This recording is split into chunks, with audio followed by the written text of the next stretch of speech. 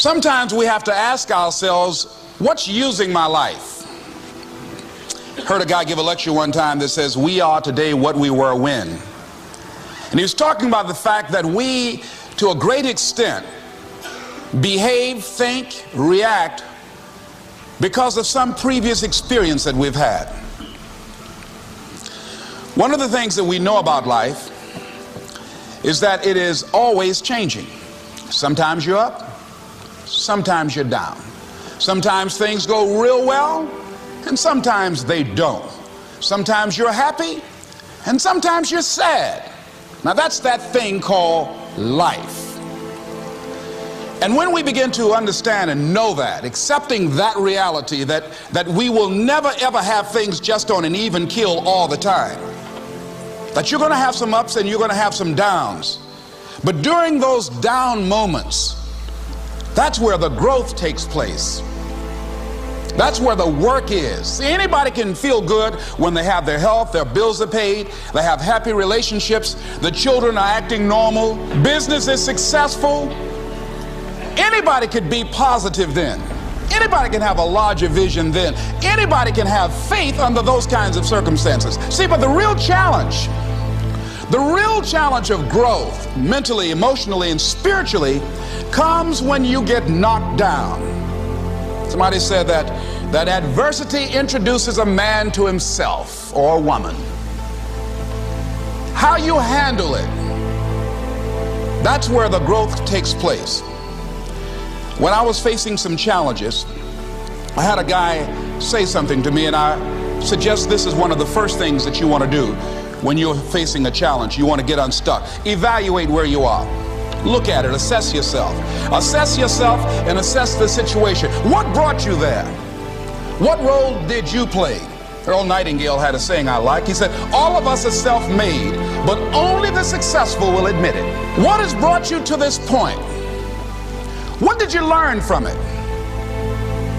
Are you learning anything, or are you doing it over and over and over again?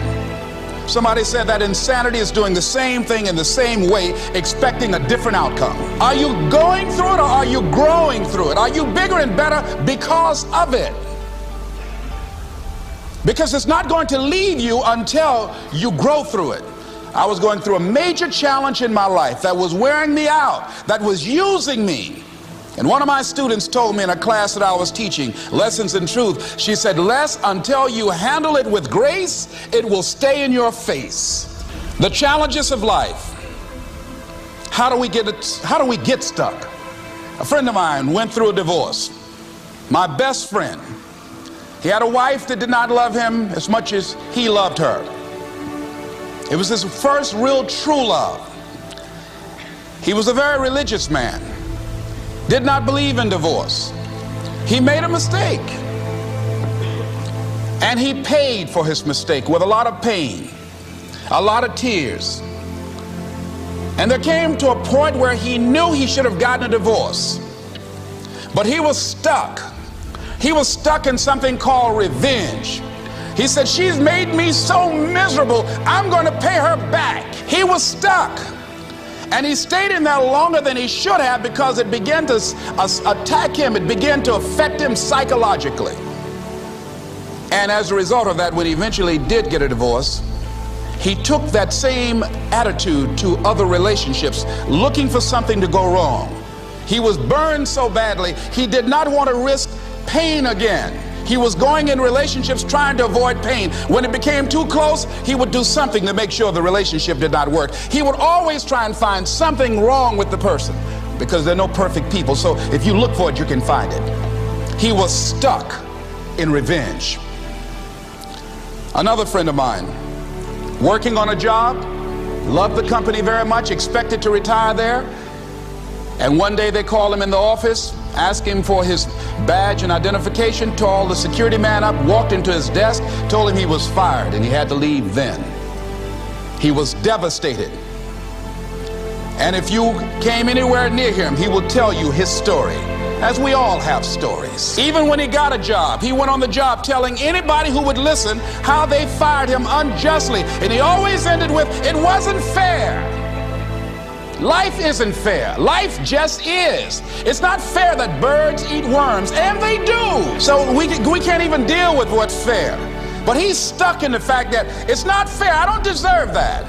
They were wrong. I used to be a state legislator in Columbus, Ohio. During the break, we used to go out on the front lawn of the Ohio legislature, at the Capitol there, and observe people as they came by. There was one particular person that all of us knew. The children, adults, everybody used to pick at him when he came by. We called him Chicken Man. He had a feather in his hat. He had a toy chicken on top of his car that he would drive around the area in downtown, blinking his lights and occasionally blowing his horn. When he got out of his car, he would walk downtown with a baby carriage with two little baby dolls in there and a picture of a woman. And when you say something to him or came near him, you would hear him making the sounds of a chicken. All of us used to laugh at Chicken Man. We didn't know Chicken Man's story. Chicken Man woke up one morning around 3 a.m. and his house was on fire. He panicked and he got out of the window and left quickly, only to get outside to hear his children and his wife screaming for help. He ran back to the door to go in to save them, and the flames were too hot, too awesome. He tried to get in, he couldn't get in. He was desperate, frantic. Pretty soon the cries stopped. They perished in the fire.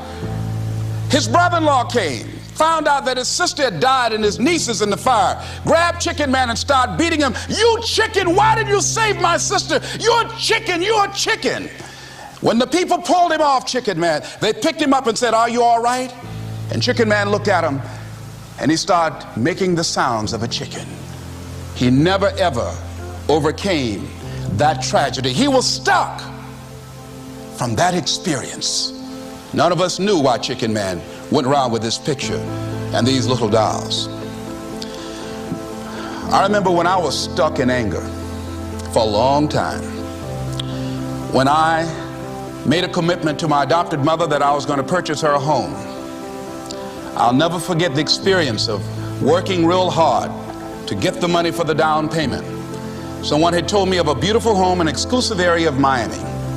Went to see it, took my mother there, and she said, "Yes, I want it." It was on the water. We went to the closing. My attorney said, "Les, have you had a title search?" I said, "What's a title search?" "Well, we just take a couple of days to check it out and make sure there are no liens against the property that you might have to pay if you buy this home." The guy who was there selling me the house, he said, "Listen," he said, "the only reason that I'm selling you this house and selling it at a loss is because I admire the fact that you want to purchase this house for your mother. I have another guy who will give me substantially more money, but I like you. And I've got to get back to Philadelphia. Now, if we cannot consummate this deal now, then the deal is off." I said, "There are no liens against the property?" He says, "No, of course not." I looked at my attorney. I said, "I believe him. I'll sign." She said, "Mr. Brown, I'm not questioning his honesty." She said, "But business is business." I signed that contract, and we had a big celebration. Everybody in the neighborhood was talking about Leslie coming home, one of the twins that Mamie adopted, to buy her a home. Child, isn't that nice?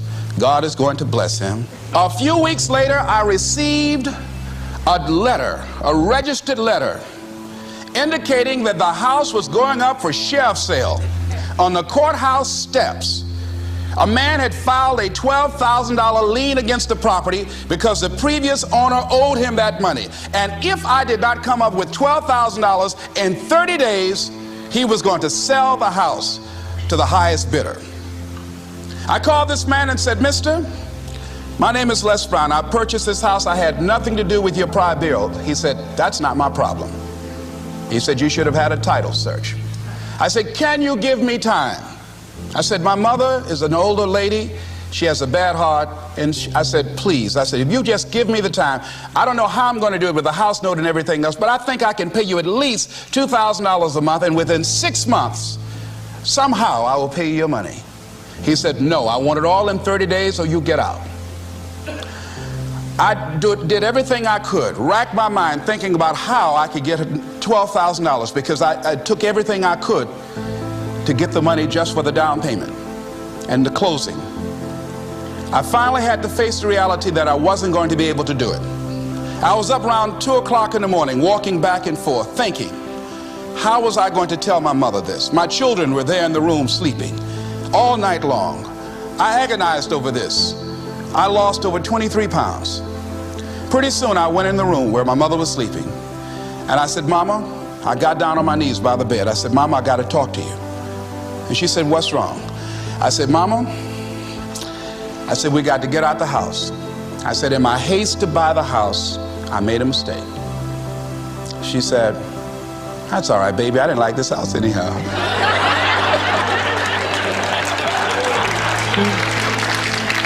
I said, Mama, you told me you loved it. I brought our friends out here to see it. She said, you know I have arthritis in my knees, and I don't like going up the steps, but I knew it made you happy. You loved it so much. I said, Mom, I've lost 23 pounds agonizing over this. Well, we had to pack up and go back to the old house down the street from Northwestern High School in Liberty City. All those neighbors who came out and saw us leave, those neighbors were there as we were coming back. We went in the house, the roaches were playing cards, saying, come on in and take a hand. I was wiped out. I was embarrassed and humiliated. Words cannot encompass the symbolism of what I felt. I remember when I was unloading the furniture and I began to cry. My sister came by. You know you didn't have any money to buy no house, Mr. Big Time. Hadn't given me a quarter. You know Mama got a bad heart. Now y'all back where you belong. As I was crying and my head down, taking furniture in, my mama said, hold your head up. I said, Mama, I just feel so bad about this, Mama. She said, hold your head up and dry your tears. You have nothing to be ashamed of. And I did, as we unloaded that furniture in that house. For several weeks, I was numb. I was immobilized with anger. If I had seen that guy, I was thinking about flying to Philadelphia. I had all kind of dreams about him. And I didn't want to hit this guy here. Hitting would have been too good for him. I just wanted to just grab him and just bite him. They'd have found him. They say, well, we found this guy just chewing on him. Beating would have been too good for him. I'd have just bit him every time he... I'd have been like a Doberman Pinscher. Yeah? God would have said, I thought I made everything, but I don't know where this came from. I was reading a book on forgiveness. And they had a line in there that says, forgive and grow.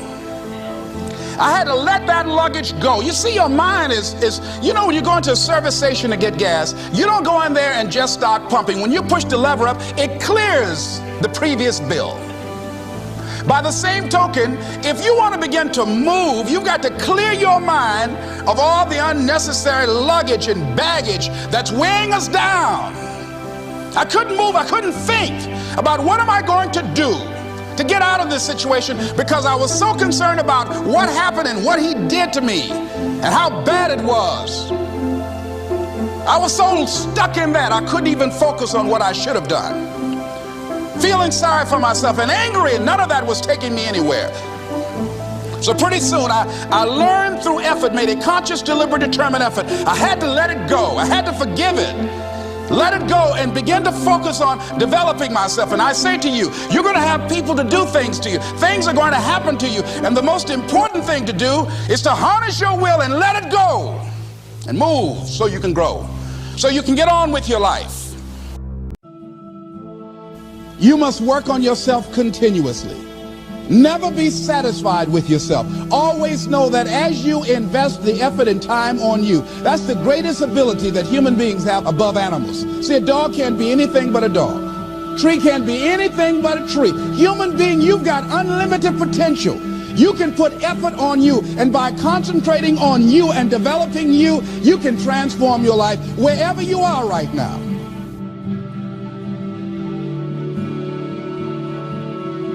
And as you continue to work on yourself, you will begin to expand your vision of yourself. You'll begin to work towards self-mastery. And you will begin to see it reflect itself in all the dimensions of your life, your mental life, your physical life, your social life, in your relationships, your monetary life. So concentrate on developing yourself. The next thing is develop a health plan. See, you can't feel well and do well if you don't have good health. You can't perform if you don't have your health. Your health is valuable. Develop a health plan. A plan that you will follow, because this is the only vehicle that you have to carry you through this experience called life. And you want to take good care of it because you love you enough. You care enough about you. And that's not easy. It is not easy having a health plan and sticking to it. You want to live life with energy and passion. You want to make a conscious effort to be lively. You want to be happy. You got a lot to be thankful for. So you've got to learn to stand up to yourself inside yourself and short circuit, override that conversation that's always going on. 85% of what that conversation will tell you is negative. It's negative. It will tell you you're tired when you really are not tired. It will tell you you can't do it. It will fill you with fear. So you've got to watch that conversation. And when you find it going on, you've got to stand up to it and say, I'm going to do this anyhow. I'm afraid, but I'm afraid not to do it. And I'm not going to let you stop me.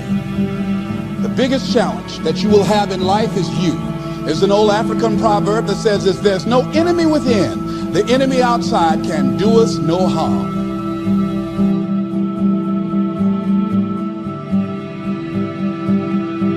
What do you want? What gives you your life?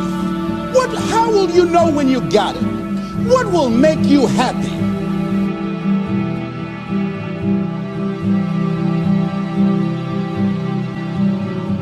You need to know. You need to start asking yourself some questions. What do I really, really, truly want? And you need to be exact about that. Don't be vague. Oh, I just want to be happy. That's too vague. What will make you happy? How will you know when you got it? In what you've done with your life thus far, is it giving you what you want? Is it giving you what you want? When you look toward the future, when you look at all that's going on out here, is there some place within yourself you say, hey, I know I need to be out there in that arena. I know I can do more than what I've been doing. I know there's some great music that I have within me that I haven't brought out here yet. Is that something that you begin to look at within yourself? So I used to do that, and I used to go to big rallies and see guys up speaking when I wasn't courageous enough to go out there and say, hey, my name is Les Brown, the motivator, Mamie Brown's boy, I want to talk. I would never do that. I'd just be back there looking at him and wanting to get their autograph and would say, can I meet you, Mr. Wakely, or can I meet Mr. Zig Ziglar? Please tell him, who are you? Oh, Les Brown. Because I felt within myself I was a nobody. So who am I to go talk to these guys and go get their autographs? Say, I like to do what you do.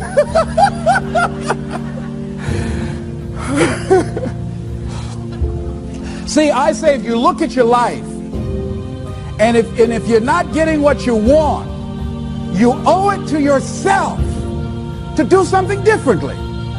If you're on a job, 85% they say of Americans go to jobs that they're unhappy.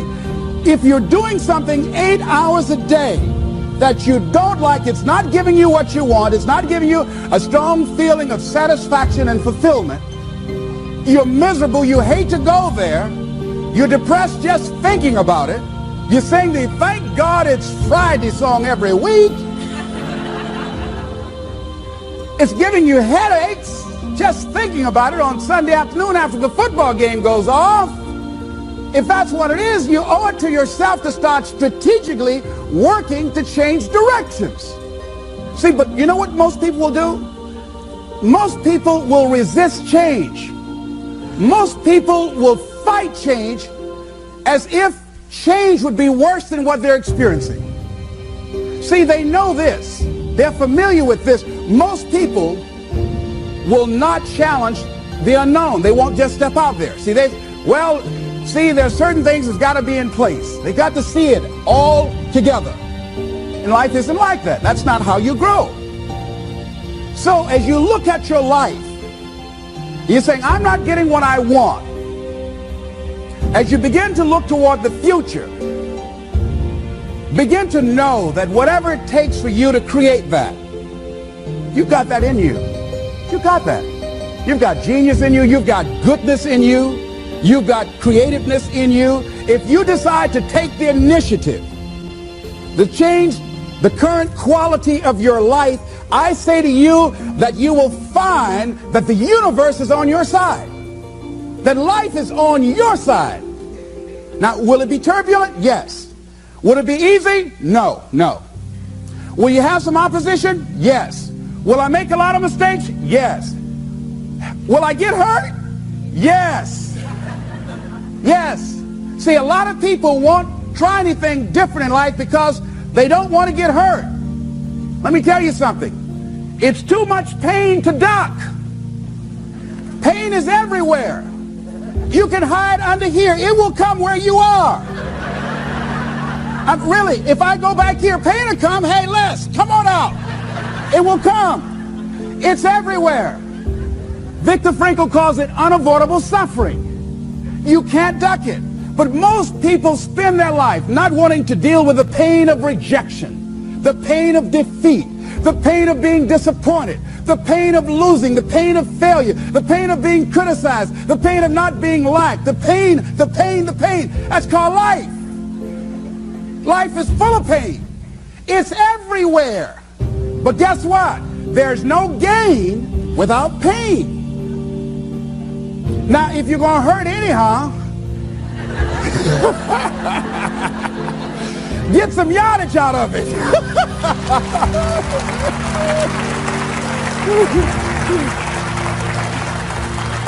Because it's the pain of regret that you experience.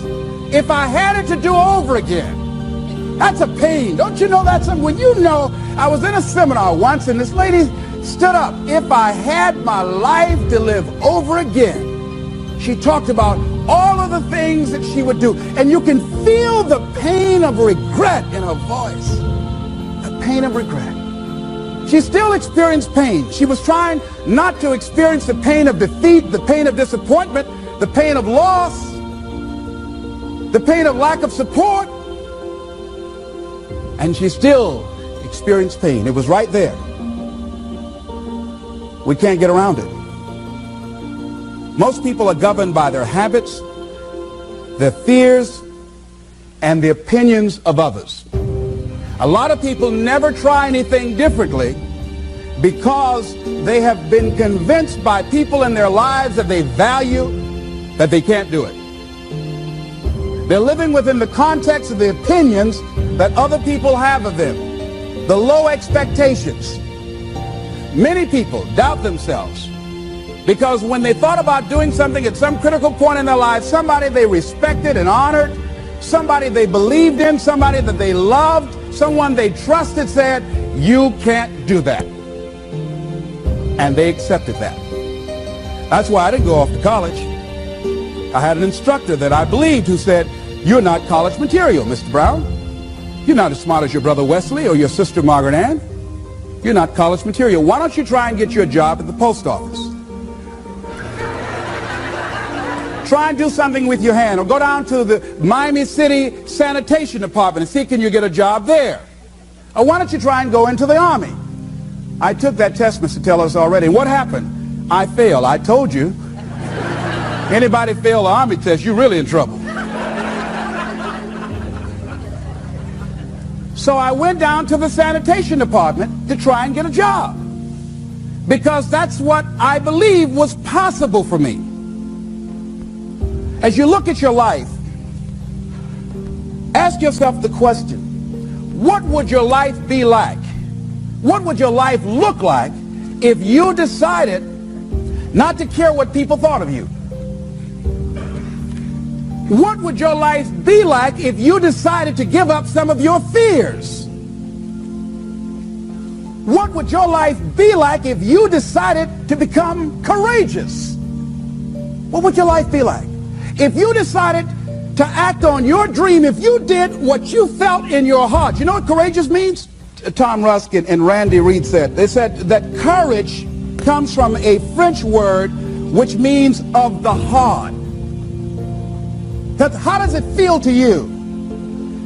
He says it's courage, you know, it takes courage to live. Says most people go through life not allowing themselves to step out because they don't want to let go. They don't want to be blown around. They don't want to be moved. The courage to face life's whirling wind of contradictions. The courage to love yourself. The courage to love. For years, I was afraid to love. The courage to take a chance. The courage to be who you are. He says courage isn't for somebody else, for medals, applause, or moral debts. Courage is what at that moment feels most right for you.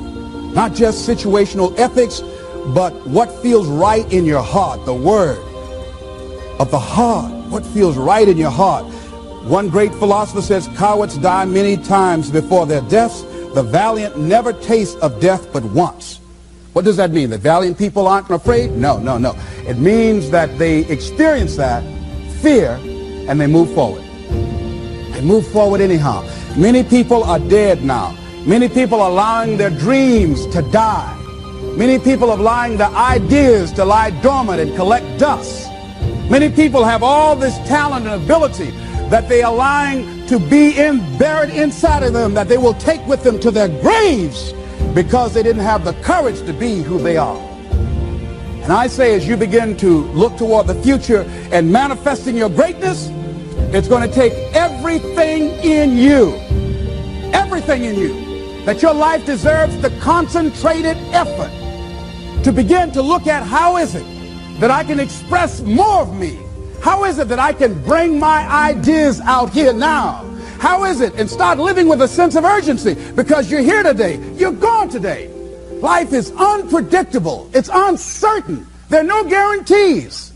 No guarantees out here at all. So holding back, what are you waiting on? Ask yourself, what's the benefit of your waiting? What's the benefit of your not living your dream? What's the benefit of not listening to yourself? Oh, please, listen to yourself. You know the feelings. If you start listening to the feelings in your heart, and I'm doing it now more every day, I find that my feelings, I can trust them. And I say to you that as you look toward the future, you look at life on a daily basis, if there's something that you have been given, if you've heard something within yourself that you know that what you're doing now doesn't fit for you, it doesn't work for you, it's not giving you what you want, and there's something else that you want to do, don't allow that inner doubt in you to talk you out of it, to build a case on why you can't have it, to tell you why you're not good enough. You ignore that inner voice and all of the external voices. Don't judge the possibilities for what you can do based upon the circumstances, because the circumstances won't determine who you are. Don't determine what you're able to do based upon your resources. Don't determine what's possible for you based upon where your life is right now. Where your life is right now is not you. That's just what it is right now. But the possibilities for you are unlimited. If you're in a rebuilding process, it's unlimited. If you're coming back from adversity and devastation, it's unlimited of what you can do. That's the capacity of human beings. It doesn't matter how many mistakes you've made. It doesn't matter how many flops you've had. It doesn't matter how much money you've lost. In fact, I see it only as an investment of what you learn from life. Not losses, but investments of what's possible for you.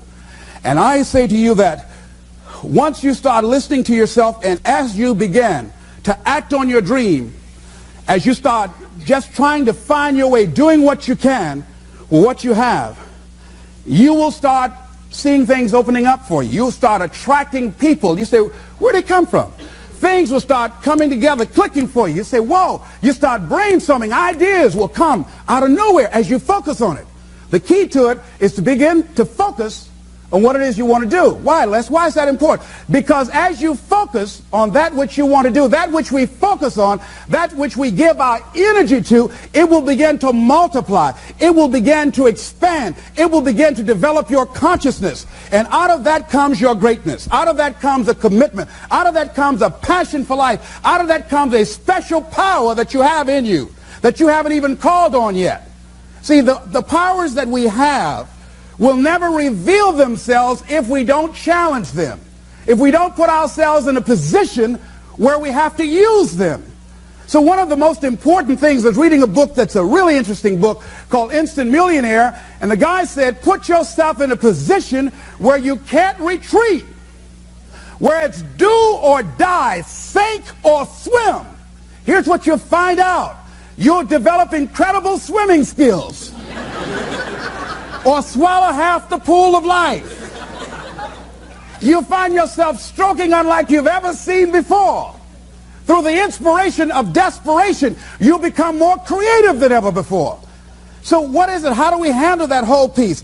Throw your whole self into it. See, most people go at it tentatively. They don't give all their stuff. They don't concentrate. They don't put everything they've got in them. One guy wrote a book called All You Can Do Is All You Can Do. And all you can do is enough. But he said, make sure you do all you can do. And if we're honest this evening, we know that we haven't done all we can do. So as we look at the future, we can decide that from this day forward, as I look at my personal relationships, if I look at my professional relationships, if I look at my family relationships, if I look at all the dimensions of my life, looking at myself mentally, emotionally, and spiritually, I'm going to do all I can do to develop me, to bring my talent out here, to make a contribution to life.